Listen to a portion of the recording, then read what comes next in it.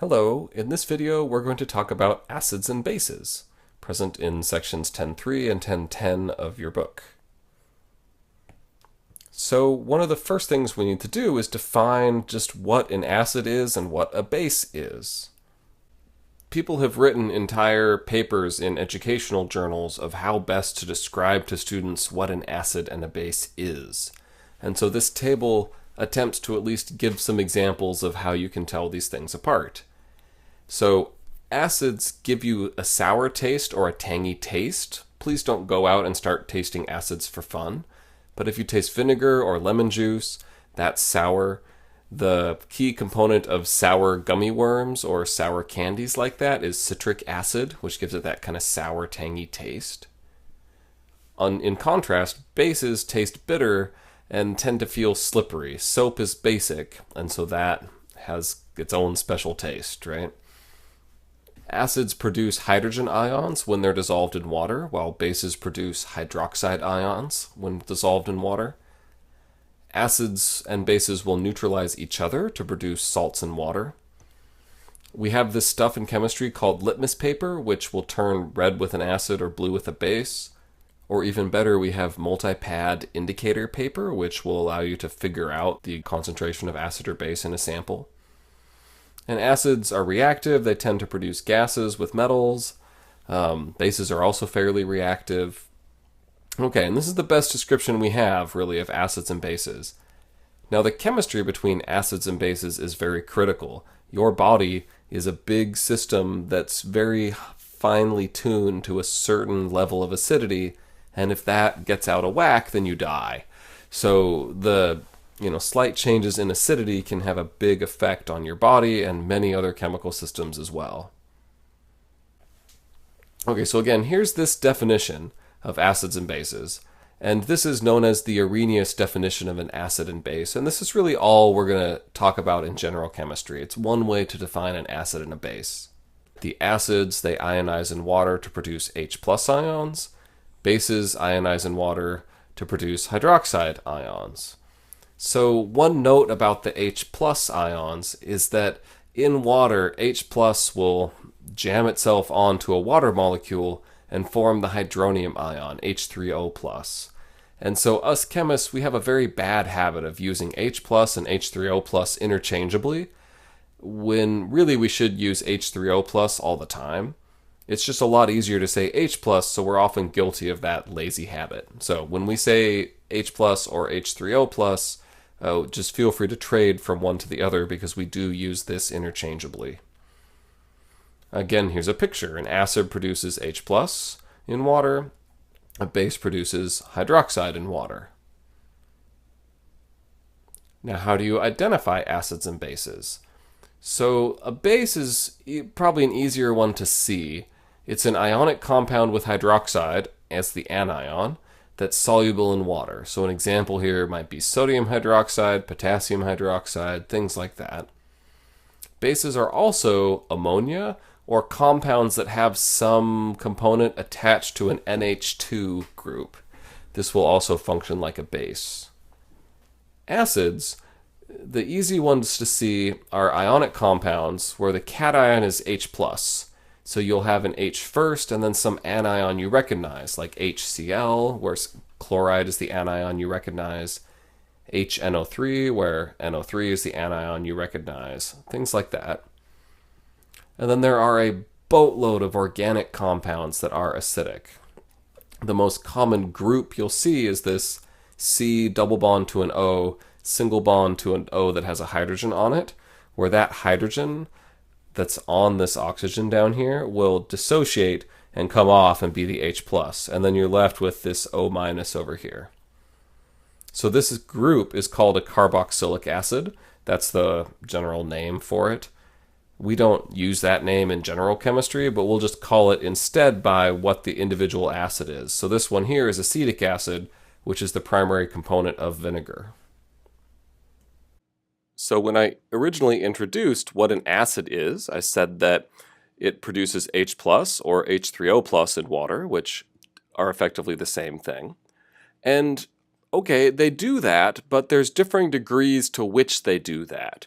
And so it's simplest to separate this into strong and weak acids and bases. So this is worth learning now. Right now it seems out of context and a little arbitrary, but it comes back when we talk about electrolytes, and it makes a huge recurrence when we talk about acid calculations, pH and equilibria and stuff in the second semester of the class. So let's learn this now. So in the Gen Chem context, there are 6 strong acids, and they are the first 6 listed on the slide: hydrochloric, hydrobromic, hydroiodic, perchloric acid, sulfuric acid, and nitric acid. And then any other acid that you see, assume that it's weak.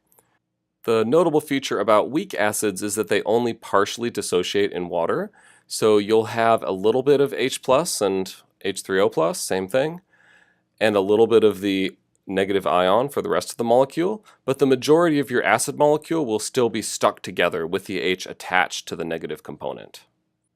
This is in contrast to a strong acid, which completely dissociates into H plus and the negative ion. And then for bases, any ionic compound with hydroxide as an anion is a strong base as long as it is soluble in water. Okay, and so sodium hydroxide and potassium hydroxide are good examples of this. And then generally weak bases involve some sort of nitrogen atom. So this is what you need to know for now on strong versus weak acids and bases, and you'll definitely learn more as you progress through chemistry. Something else you should know about acids and bases is that they can be monoprotic, diprotic, triprotic, so on and so forth. And so monoprotic acids, they have only one proton that can come off of the overall molecule to form H plus in solution. So hydrochloric, nitric, acetic acid, those are monoprotic acids. They'll produce one H plus. Now, sulfuric acid here, H2SO4, is a diprotic acid because there's 2 hydrogens here, and both of them are acidic to some degree. So you have one step where you produce an H plus, and then you have what's called hydrogen sulfate left over. And then the hydrogen sulfate can produce another H plus and leave just sulfate around. It turns out that the first step here is strong, the second step is weak, which you don't need to know. I'm just pointing it out that these things can happen. And then phosphoric acid, H3PO4, can go through 3 steps and overall produce 3 hydrogen ions per formula of phosphoric acid. So this is something I want you to know, if only so that you understand what we mean when we say this is a monoprotic acid. Because we do say that when working problems, because sometimes you need to know that to be able to correctly do the problem. Okay, you just heard me naming acids, and I want you to be able to do this too, so that we can talk about the chemicals that we're using. So acid naming is unfortunately a little complicated, and so you have to pay attention to the cases and what type of acid it is that you're naming in order to be able to pull that off. So we have 2 major categories. One is simple binary, and so that would be where the anion is a halogen, so fluorine, chlorine, bromine, iodine, or the anion is cyanide or sulfide. And then we have a second category called oxoacids, where the anion contains oxygen, and we'll get to these on a subsequent slide. So the simple binary are down here, and what you do is you put the word hydro in front, and then you put the base name of the anion, and then you have a little IC suffix, and then you put a space right here, and then you have the word acid. So an example here is HCl. So this is hydrochloric with a space, then acid. Now keep in mind this is an acid when it's dissolved in water, aqueous. When this is a gas, which is hydrogen chloride just by itself as a gas, it's named like a molecule.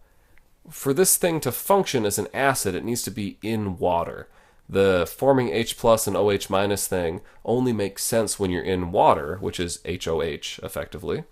And so if you have the molecule just as a gas, well then you name it like it was a molecule, like you would before. Now, our second case is oxoacids. And with oxoacids, then you still have some decisions to make.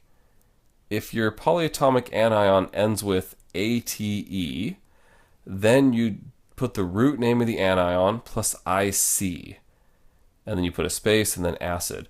Note that there's no hydro in front here. No. Okay, so you take the perchlorate anion, and this becomes perchloric acid. You take the chlorate anion, it becomes chloric acid, just like that. Now, another case here is if your polyatomic anion ends with ITE, then this becomes OUS instead of IC. Still space, still acid, same thing. You're just taking ite and turning it into us.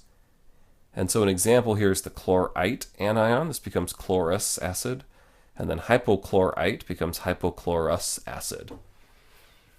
And so to keep these two cases straight, you replace ate with ick because you ate something icky. And those kind of seem to go together. Hopefully you didn't eat something icky, but sometimes you do, right? And then the ite us is, well, the other one. That's kind of how it goes in my head. You ate something icky, or ite and us go together. It works for me. Find a memory trick for you, and then use it, because this is something you'll need to know how to do. So some more examples of how to name these things. All right, on the left, this is CH3COOH, and the reference ion here is acetate. So this is acetic acid, because you take the ate and replace it with ick, and then you put a space and you say acid. Now then we have sulfate, sulfite, persulfate, and then I have kind of grayed out here hyposulfite, because it doesn't actually exist, but if it did exist, that's how you would name it. And when you're naming these acids, all right, persulfate becomes persulfuric acid. This one's a little bit of an exception. You would think persulfic acid, but that just doesn't sound good, so we call it sulfuric acid. There is exceptions in everything with language, right? And you'll use this enough to get used to it, because sulfate becomes sulfuric acid, and that's a very commonly used acid in the laboratory. You use sulfuric acid in the alum experiment that you're going to do sometime around the time that you watch this video. Now, sulfite becomes sulfurous acid. That's a lot less common in the laboratory, but it does exist. And then if SO2 formed an acid, this would be hyposulfurous acid. And remember, these are all oxoanions and oxyacids, or oxoacids, depending on how you want to say it. If you have something without oxygen in it, like in this case HCl, you put the hydro in front, so hydrochloric acid. No oxygen, you put the hydro in front. Okay. Now, acids and bases, when they come together, they neutralize, and they form a salt plus water. So this right here can be your mantra. An acid plus a base makes a salt plus water. Whatever it is, that's what happens. All right, so here we have the case of hydrochloric acid plus sodium hydroxide. Now, even though sodium hydroxide is a base, you still name it just like the normal ionic compound, so sodium hydroxide. So if you do the double replacement here, the H and the OH come together. So here's the H, here's the OH, and they make this fabulous compound called HOH, or water. And then the sodium and the chlorine come together, and they make sodium chloride. That squiggle didn't work. Okay, so then sodium chloride is soluble in water, so it's not a solid, it does not precipitate.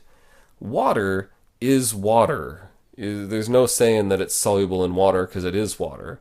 So we put an L after the water to show that it's a liquid. So that's the physical state for the water you make, is you make a liquid. Which makes sense because water is the liquid into which you're dissolving everything. All right, so that's the molecular equation here. So we can keep going and come up with an ionic equation where we dissociate all of the constituent parts. And to make this fit on the slide, I dropped all the physical states, which I would lose points on a test if I did this. So please keep the physical states whenever you're writing this out. But you have H+, Cl-, those are all aqueous, the sodium, the hydroxide, etc., etc. So that's the ionic equation. And then the reason why this works is because both HCl and sodium hydroxide are both strong bases and acids. So they do completely dissociate in solution and form these ions. All right, now these are the spectator ions that I'm crossing out here. And so we get a net ionic equation of H plus OH minus goes to water.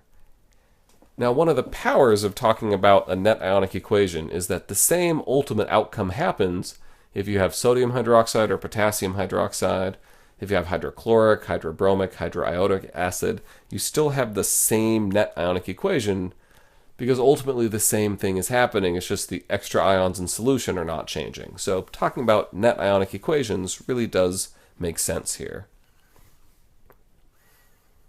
Okay, so have you ever made a volcano or one of these kind of kindergarten or elementary school things? So the reaction you're doing here is taking HCl, hydrochloric acid, and sodium bicarbonate, which is baking soda, and you mix those together.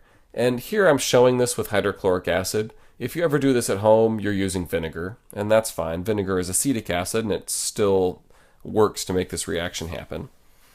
And so then when you swap the partners here, you get sodium chloride, that's salt. That's what we have and for then now. You get Thanks for watching. H2CO3, which is carbonic acid. Now, the thing about carbonic acid is that it readily decomposes to water and carbon dioxide. And so this is what happens in your volcano that you make, is that the acid and the baking soda mix together and ultimately make a bunch of bubbles. And those bubbles are carbon dioxide gas being evolved from the solution. Fun vocabulary word of the day. A gas is evolved from a reaction. It comes out.